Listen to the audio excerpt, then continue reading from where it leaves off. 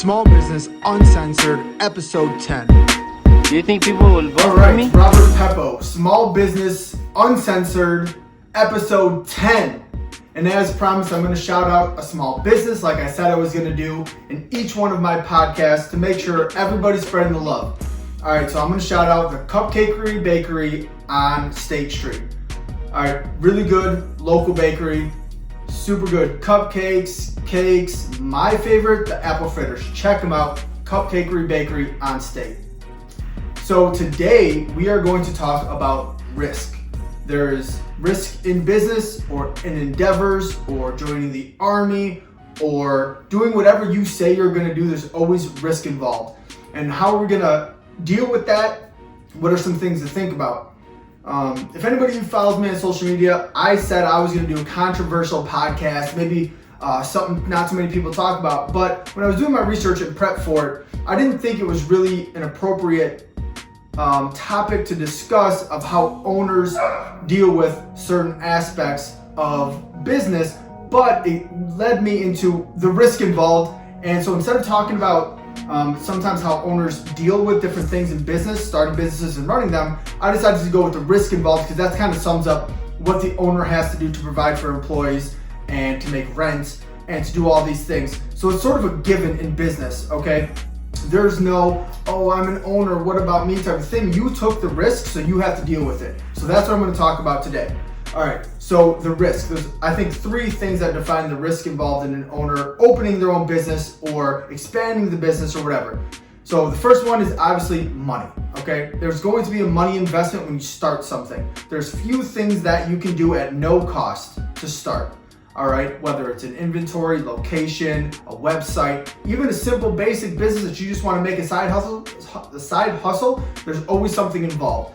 Now, it's to what extent you can handle that risk, okay? So the way I kind of look at it is if you're going to start another business or expand your business or a side hustle, how much money can you put in that you are able to lose without really fucking up your life?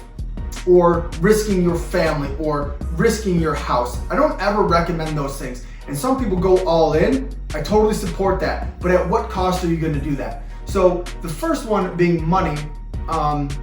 Think about how much money you can put into something, how much you're going to need, and how much you're willing to lose if you lose it all. Think about it because it is a reality. It's reality for many businesses, even major corporations, major chains. There's big risks involved.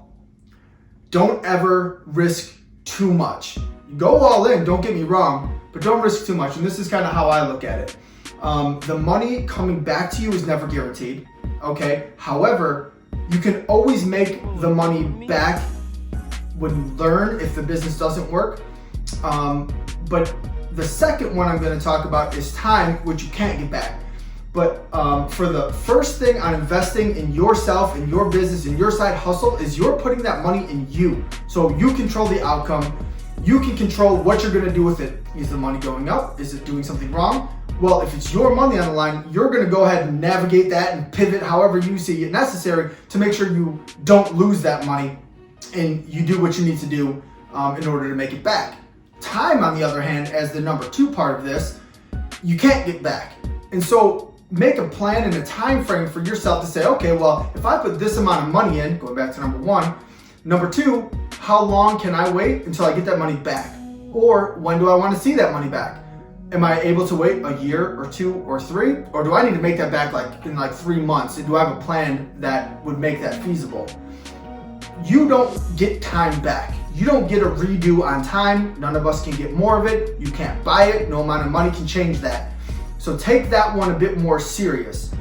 When we were expanding Peppo's, I knew we would have to put the money in and wait. The business needed a strong foundation. Employees needed to be paid. We needed to make the accounts stacked up so that we can weather the ebbs and flows of business, maybe need some for advertising, repairs, whatever may happen.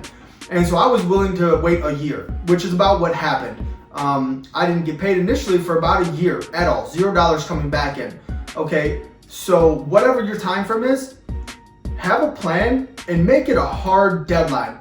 All right, so when we closed that business, we had a hard deadline to say, hey, this isn't going to do what we think it will do. And it might not be because of yourself, it might not be because of the market, but make a plan for yourself to say, what is my time investment? Because you will never get that back. And be definitive with that. So if you can wait a year to get paid and then your investment starts to come back, in a long-term business, it's going to come back. So that year wait, it may seem like a long time, man, a year I put my money and I'm not seeing it back. But imagine if you're open for 20 or 30 years and you can get that back 10 times, 100 times that amount. You're good with that. You should be good with that. That makes sense. But at year 3, let's say for instance, exactly for me, if by year 3 you're not seeing how that's going to come back, and also for the next 3, 5, and 10 years, you need to make that decision. You need to make the decision quickly, because you can save your money again and try again. Maybe some different parameters. Maybe you can see what you can and can't handle with waiting for that money to come back at the time, and you will have also learned a lot from that. And I think that's what put us in a better position. We went through all of that. We ran the gamut of business, so then we were able to understand what we can and can't handle, how much time we will or will not invest in the next thing, in the next endeavor, and that's kind of where we're at today. But if you don't go through these things, you will never learn, and you won't be in such good position or learn as you are because of it. The third thing that you risk is your reputation. Your personal character is now out there for the public to interpret whatever way they want to. Reviews, Google, Facebook, all these things are out there, and how are you going to be represented, and what are you going to do to preserve your character, your the way people see you, your reputation? And so the way I see this is never compromising your values and your ethics and your principles and your morals. Okay, so let's say we're going hard, but business isn't so good. What are you going to do? All right, when it gets hard, are you going to skimp on some things? Are you going to treat people poorly? Because then if your business turns around, people are not going to trust in you, believe in you. What if you open a different business, say, hey, that endeavor didn't work, but I'm going to do this? If you built a good reputation and treated people fairly, honestly, and did all the right things, people will come with you and follow you and support that dream of yours. If you don't, you definitely don't have a chance in that business either, and you'll be back at square one for the second time. Why would you do that? So the risk involved is money, time, and reputation. I think I kind of put that in order, although I guess reputation would be at the top.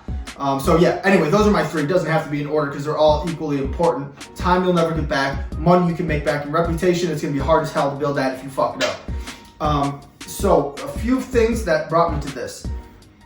Just because you have a lot of money does not mean your idea will work, okay? And just because you have a really good plan does not mean your business will work. However, if you have a really good plan but not a lot of money, it could definitely work. If you don't have a plan and just have money, it probably won't work. You can't just throw money at things, and the people who are throwing money at it, or you'd be an idiot if you kept throwing money at something that's not working.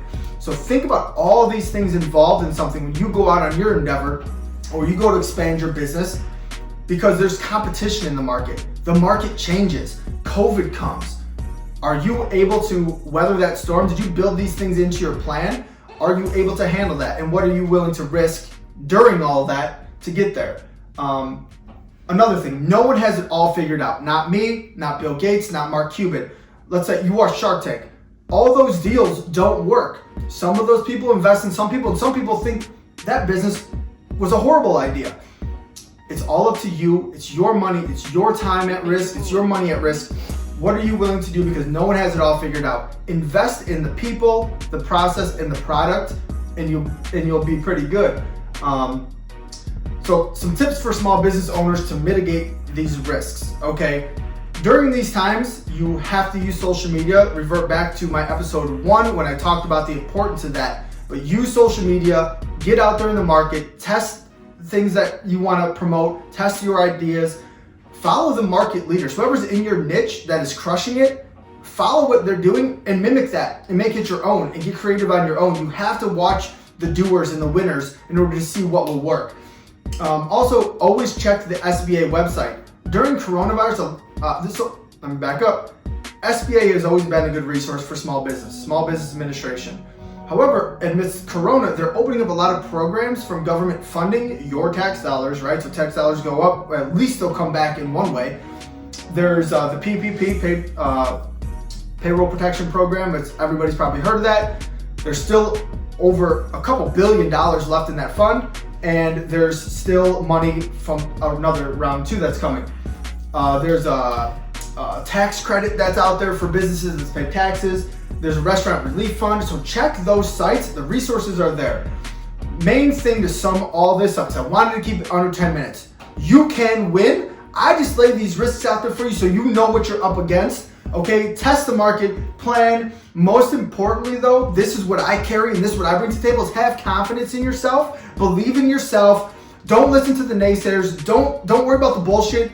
Go forward, but do it boldly. Small Business Uncensored, Robert Peppo, episode 10. Let's go.